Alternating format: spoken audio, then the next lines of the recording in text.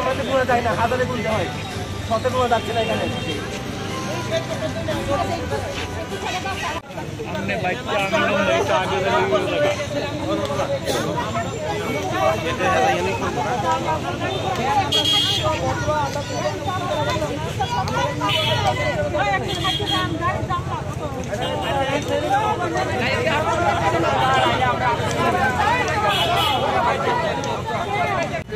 সালে TET candidate, শুধু TET candidate না, আমার ছেলে মেয়েও আছে, ওরাও স্কুলে পড়াশোনা করছে।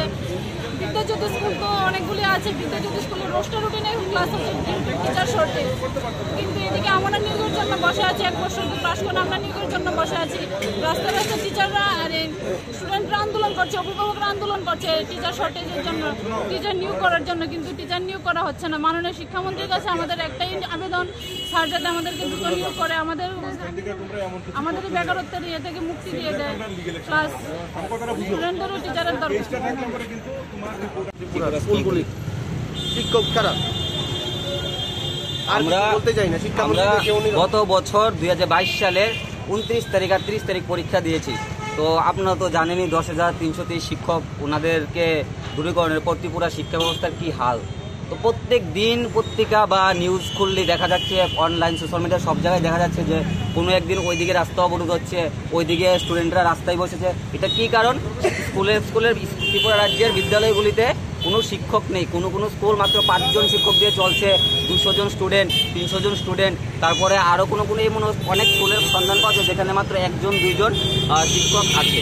আমাদের রাজ্য সরকার শিক্ষা ব্যবস্থার উন্নতির জন্য অনেক কিছু করছেন, অনেক জায়গাতে অনেক নতুন স্কুলের যেরকম কিছু নতুন স্কুলের 100টা যে বিদ্যাজ্যোতি স্কুল করেছে। এটার পেছনে রাজ্য সরকারের উদ্দেশ্য কি? শিক্ষা ব্যবস্থার মানকে উন্নত করা। এটা রাজ্য সরকার করছেন, আমরা এটা অবশ্যই মানছি যে রাজ্য সরকার চেষ্টা করে যাচ্ছে। কিন্তু আমাদের প্রশ্ন হচ্ছে যে রাজ্য সরকার তো চেষ্টা করছে, কিন্তু স্কুল বিল্ডিং করে কি হবে? স্কুলের ডেভেলপমেন্ট কিভাবে হবে? একটা শিক্ষক ছাড়া কোনো স্কুলে যদি শিক্ষক না থাকে তাহলে এই কিভাবে উন্নয়নটা সম্ভব হবে? আর যেখানে আমরা 2022 সালে পরীক্ষা দিয়েছিলাম ডিসেম্বর মাসে 29 তারিখ আর 30 তারিখ, আর আজকে প্রায় 1 বছর 2 দিন 3 দিন হয়ে গেছে। আমরা 1 বছর ধরে বসে আছি, স্কুলে টিচার নেই, আর 40,000 ক্যান্ডিডেটের মধ্যে মাত্র পাশ করেছে 361 জন, মানে 1% থেকেও কম।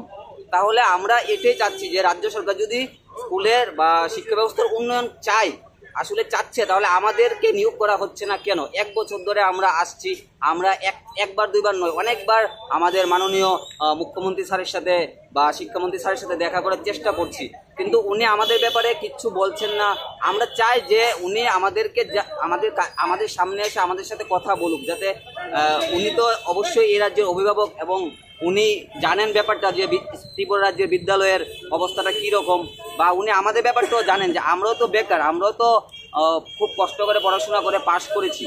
আমাদের স্বার্থে এবং রাজ্যের স্বার্থে, রাজ্যের ছাত্রদের স্বার্থে, অভিভাবকের স্বার্থে, মানে বলতে গেলে পুরো ত্রিপুরার স্বার্থে আমরা একটাই চাই যে আমাদের যেন অতি সত্বর নিয়োগ করা হয়, তাহলেই সব সমস্যার সমাধান হবে। অভিভাবকরা চাই বিদ্যালয়ের শিক্ষক, আমরা চাই আমাদের চাকরি বা আমাদেরকে নিয়োগ করা হোক, স্টুডেন্ট চাই বিদ্যালয়ের শিক্ষক।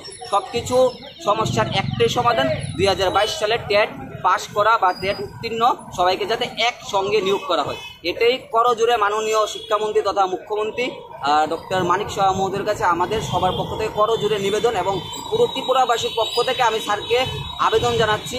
পুরো স্টুডেন্ট যারা আছে, অভিভাবক যারা আছে, আমারও ছোটো ভাই বোন আছে যারা স্কুলে পড়ে, আমাদের সবার এখানে ছোটো ভাই বোন আত্মীয় স্বজন আছে যারা স্কুলে পড়ছে, তাদেরও সেম সমস্যা, শুধু আমাদের দিক থেকে নয়, টেট উত্তীর্ণদের দিক থেকে নয়, যারা আমাদের ছোটো ভাই বোন বিদ্যালয়ে আছে তাদের পক্ষ থেকে, অভিভাবকের পক্ষ থেকে, সব কিছুর পক্ষ থেকে, মানে বলতে গেলে পুরো ত্রিপুরাবাসীর পক্ষ থেকে স্যারের কাছে একটাই অনুরোধ, যেন স্যার আমাদের অতি সত্বর নিয়োগ করেন এবং আমাদের এই যে রাজ্যের এই সমস্যা শিক্ষক স্বল্পতা দূরী করে আমাদের একটা ভালো শিক্ষার ব্যবস্থা করে দেওয়া হয়।